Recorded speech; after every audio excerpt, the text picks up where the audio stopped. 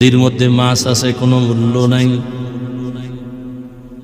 জাল মেরে জেলেরা মাছ যখন বাজারে নিয়ে আসে তখন ওই মাছের দাম বেড়ে যায়। বুঝেন কিছু? স্বাধীন জীবনের কোনো দাম। খোলা আকাশের মধ্যে দেখবেন বাতাসে পাখিগুলো উড়ে, কোনো মূল্য নাই। কিন্তু যেই পাখি খাঁচার মধ্যে আটকায় দিবেন ওই পাখির দাম অনেক বেড়ে যাবে। জঙ্গলে হাজারো প্রাণী আছে, কোনো মূল্য নাই। কিন্তু যেই পাখি যেই প্রাণী খাঁচার মধ্যে আটকানো আছে, চিড়িয়াখানায় গেলে ওটা দেখতে গেলে টাকার প্রয়োজন হবে। জমিনের মধ্যে মানুষ যারা স্বাধীনভাবে চলাফেরা করে, বিচরণ করে, হিন্দু, বৌদ্ধ, ইহুদি, খ্রিস্টান, এমনকি নামধারী মুসলমান, কোনো মূল্য নেই। কিন্তু যেই মানুষ কালেমার রশি গলায় লাগাইয়া রহমতের নবীর আদর্শ নিয়ে চলে, ওই মানুষের এত দাম। যে মানুষ রাসূলের আদর্শ নিয়ে চলে, আল্লাহর গোলামি করে, ওই মানুষ যখন কোনো রাস্তা দিয়া হাঁটে, রহমতের ফেরেশতা তাদের পায়ের নিচে নূরের পাখা বিছায়া দেয়। স্বাধীন জীবনের কোনো মূল্য নাই। স্বাধীনভাবে যে পাখিটা উড়ে কোনো দাম নাই। স্বাধীনভাবে যে মানুষ চলাফেরা করে কোনো মূল্য নাই। রাস্তায় পাগল দেখবেন, একবার হাসে একবার কাঁদে, যখন ঘুমায় মনে চায় হাসে, মনে চায় কাঁদে, মনে চায় দৌড়ায়, মনে চায় হাঁটে। স্বাধীন জীবন চলে, মানুষ বলে পাগল না ভাই, এমন করে গেল। কিন্তু সীমাবদ্ধ জীবনে যেই মানুষটা জীবনকে পরিচালনা করবে, ওই মানুষের বড় দাম। কেমন দাম বলে? নূরের তৈরি ফেরেশতার থেকে ওই মানুষের অনেক দাম।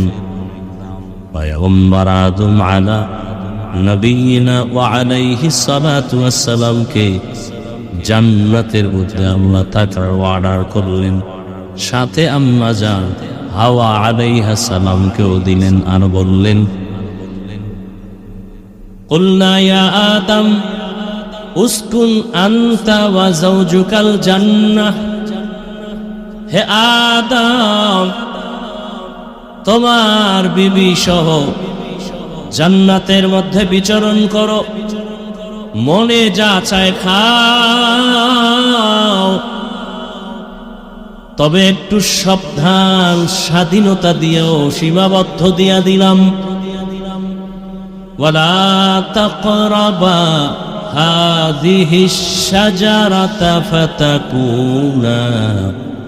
ফাতাকুনা মিনাজ জালিমিন।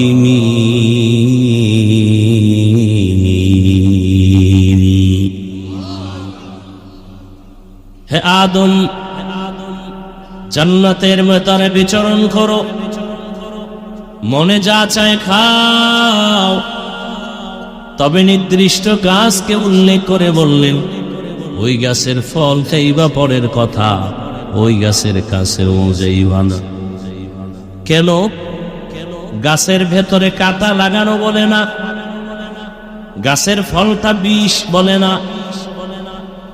সুস্বাদু না বলে তাও না, বরং মুফাসসিরিনে কেরাম লিখেছেন ওই গাছটা বড় পিওর এবং ফলও বড় ভিটামিন যুক্ত, সুস্বাদু ফল। এটা লাড়াচাড়া না করলে হয় না? ইকো হয় কেন? এতক্ষণ চলছে না? ভাইরা আমার, ফলটাও ভালো, গাছও ভালো, শরীরের জন্য বড় ভিটামিন।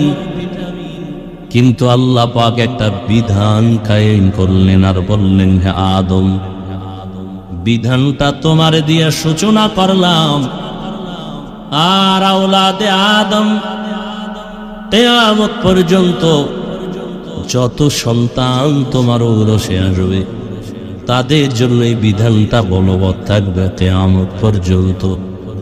আমি বুঝাইতে চাই না, মুখ আছে খাও, হাত আছে ধরো, তবে আমি আল্লাহর হুকুমের বাইরে না। তোমার অনেক কিছু মজা লাগে দেখতে, কিন্তু আমার হুকুমের বাইরে দেখা যাবে না।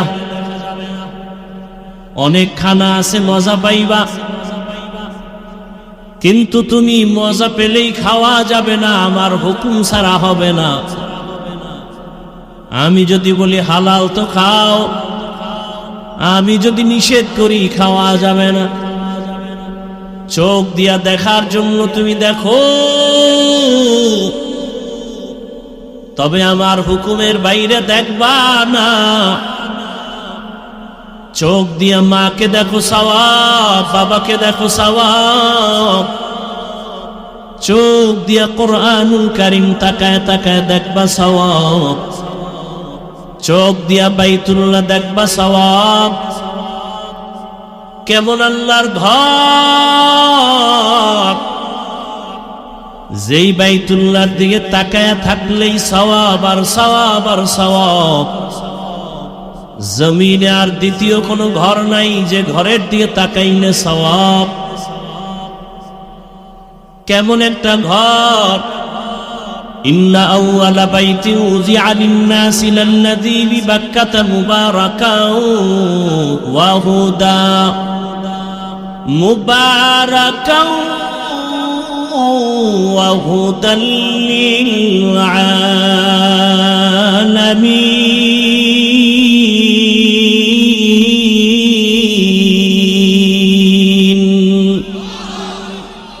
বাখা কুরআন কালামুল্লাহ বশনো কদিমস্তি কদিমস্তি নইনো। পৃথিবী নামক গ্রহ আল্লাহ বানানোর পরে সর্বপ্রথম এ জমিনের বাস করার মতো বাসিন্দা বানিয়েছেন। এর আগে আল্লাহ প্রথমে জমিনে বানিয়েছেন একটা ঘর। এর আগে কোনো প্রাণী জমিনে বানানো হয় নাই। পৃথিবী নামক গ্রহ সৃষ্টি করার পরে আল্লাহ একটা ঘর বানালেন মক্কা নগরীর ভেতরে, বাইতুল্লাহ। এমন একটা ঘর, যেই ঘরের এরিয়ার মধ্যে যদি কেউ ঢুকে, যদি একবার বলে আল্লাহ, সাথে সাথে তার আমলনামায় 1,00,000 বার আল্লাহ বলার সওয়াব আল্লাহ দান করবেন। বাইতুল্লাহর সীমানায় গিয়া যদি কেউ একবার বলে সুবহানাল্লাহ, আমলনামায় তার 1,00,000 বার সুবহানাল্লাহ বলার সওয়াব আসবে। সুবহানাল্লাহ আসে না? আতিনা ফি দারে দুনিয়া না হাসান, আতিনা ফি দারে উকবা না হাসান, ইয়া গিয়াসাল মুস্তাগীসি নাহদিনা লফতিসারা বিল উলুমি ওয়াল গিনা। হর গরিদে নেকো তু তৈয়ার হে, जो न मांगे उससे तो बेजार है। কথা একটু বেশি হয়ে যাইতেছে না? ধৈর্য আছে তো? আল্লাহ রাসূল বলেন ইত্তাকিল মাহারিম তাকুন আবাদান নাস। হারাম অবৈধ জিনিস থেকে নিজেকে বাঁচাও। হে আমার কলিজার যুবক, পর্দার আড়ালের আম্মা জানেরা, বোনেরা, বৃদ্ধ বাবাজি, আল্লাহ বলেন নিজেকে হারাম থেকে বাঁচাও, আল্লাহর অপছন্দনীয় জিনিস থেকে বাঁচাও। এ হলো একটা সমষ্টি আওয়াজ, আলাল ইনফিরাদ আওয়াজ। ও হাতওয়ালা, তোমার হাত বৈধ জিনিস ধরা, এর বাইরে অবৈধ জিনিস স্পর্শ করা থেকে হাতটাকে বাঁচাও। হাতের মধ্যে কলম আছে, লেখো, তবে গীবত লেখা থেকে হাতকে বাঁচাও। ফেসবুকে অন্যের বদনাম লেখা থেকে তোমার হাতটাকে বাঁচাও। ও আল্লাহর গোলাম, তোমার এই চক্ষু দুইটা বেগানার দিকে নজর থেকে বাঁচাও। গুনাহের দৃষ্টি থেকে তোমার নজরকে বাঁচাও। মোবাইলে তাকাইয়া বেগানা দেখবা না, ওখান থেকে চোখেরে বাঁচাও।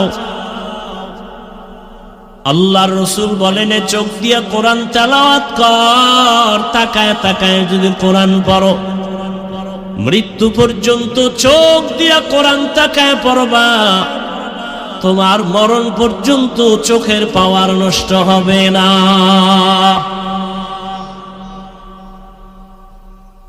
কোরআন মুখস্থ পড়ার তুলনায় দেখে পড়লে দাম বেশি, লাভ বেশি। চোখের হক আদায় করি, চোখের পাওয়ার বাড়বে। কোরআন তেলাওয়াত করো দেখে দেখে। মোবাইল দেখার কারণে চোখের পাওয়ার দিন দিন নষ্ট হয়ে যাবে।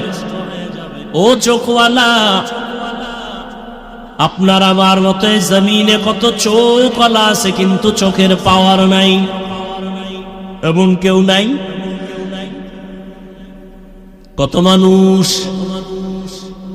বাস স্ট্যান্ডের ভেতরে গিয়া হাতে লাঠি নিয়া অন্ধ ভিক্ষা করে।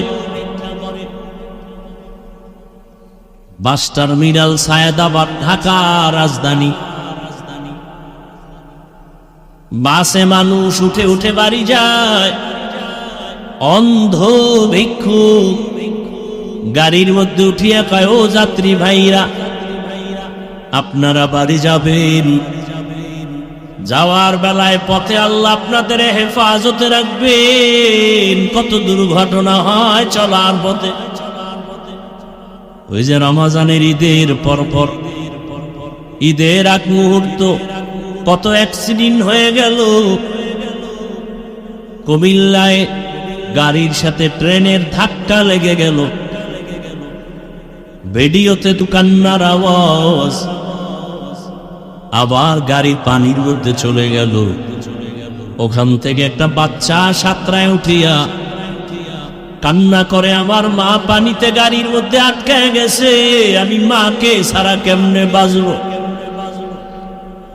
আমি আর কাকে আম্মু বলে ডাকবো।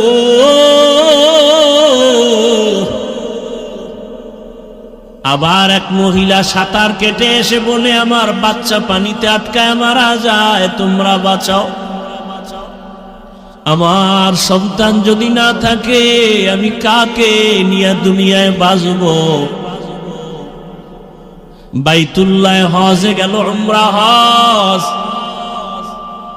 হজ প্রত পালন করে বাবা মা সন্তান নিয়া বন্ধুর এক এলাকা আবার চলে গেল বেড়াইবার জন্য।